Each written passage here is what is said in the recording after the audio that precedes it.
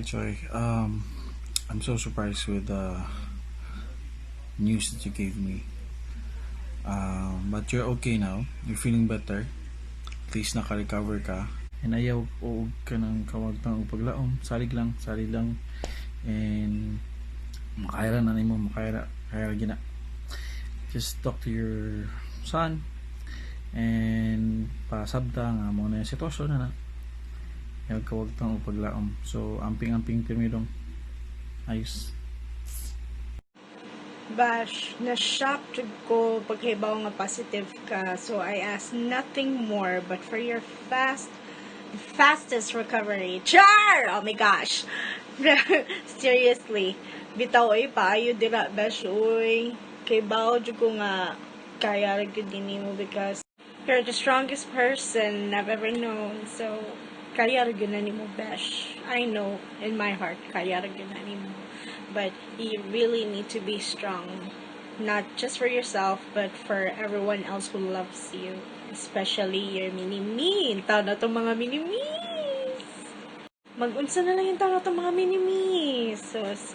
So, I'll keep praying for your fast recovery and do your part sad nga maayo ka sa'yo.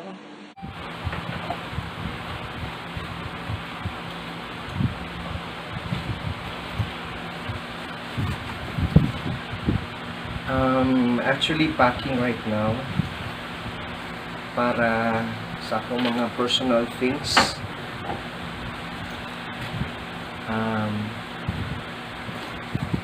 I'm doing this kay taod-taod ang mga taga-barangay diri sa Barangay Magolo will call again and they told me they were going to come back with the DOH ambulance para dadon ako sa isolation center.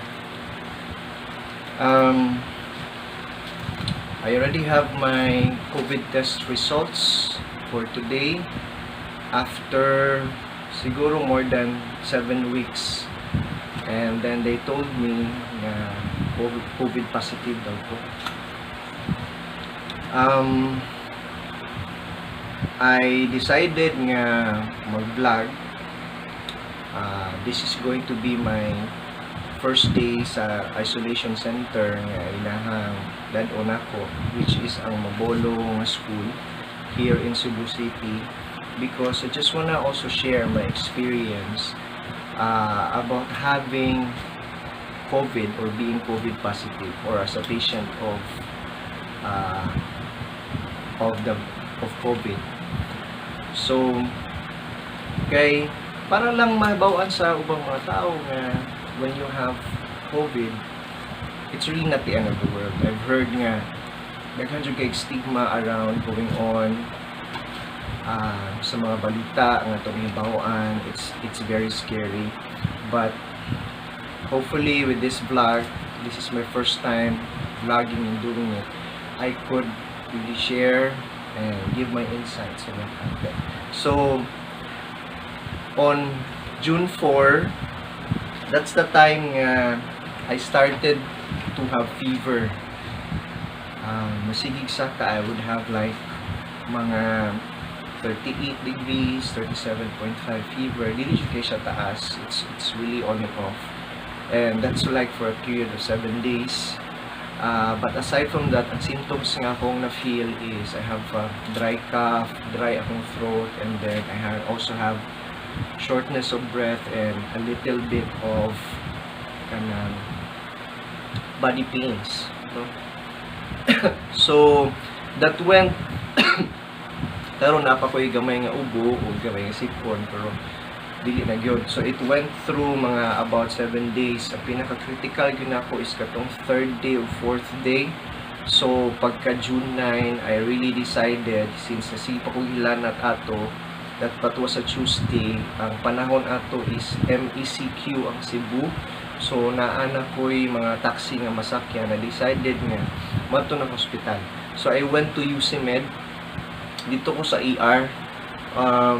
Unya ni-decide ko magpa-confine on tani ko, pero sad to say wala ko nagidawat because UCMed explained to me nga they only have one floor for COVID suspect nga mga patients, and they cannot accommodate me because walay beds available og kanang at the moment understaffed po daw sila. I also told them nga if pwede ba ko mag-outpatient lang because during that time ako reklamo lang yun is shortness of breath. Every time musaka ang ako ang fever. So, but when they told me how much akong bayaran, I have my HMO from my company, pero naingon sila nga I would kinahanglan kong shell out of at least mga 6,000 to 8,000 daw because sad to say sa HMO it's dili covered ang mga PPE nga gamiton sa mga health workers it's going to test me, and plus ang testing kuno sa COVID kit ako kong bayaran. So, that would be like mga 900 pesos per PPE, mga upat or unong ka health workers ang mo-test na ko. So, more or less mga 6K to 8K akong bayaran.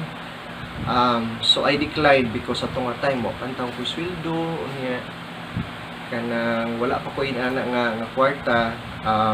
One of my cousins, si Ching, ni English kasi is also COVID positive and he's also a frontliner, government employee.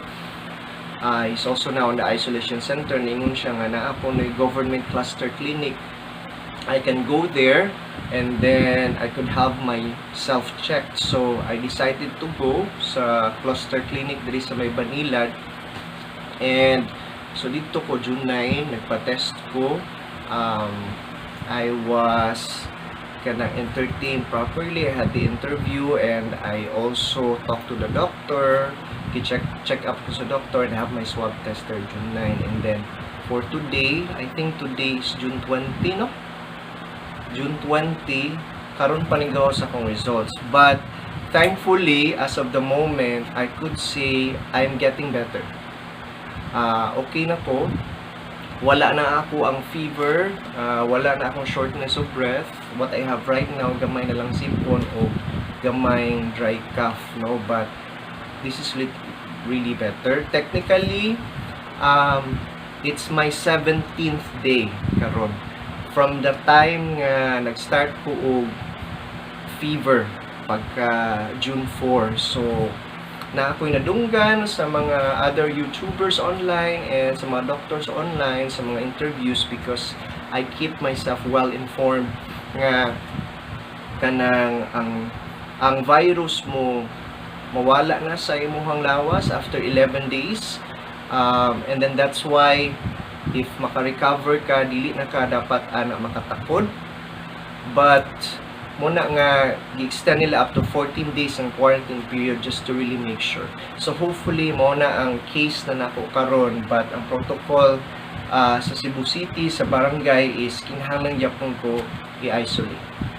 So here I'm renting a place here in Cebu, and I have my son with me. So kaming duha diri sa balay. I asked my the barangay officials or health workers kanina nga kanang if pwede na ko makuha akong anak dito sa isolation center, but dili daw pwede kay basig mas matakdan pa hinon siya karon.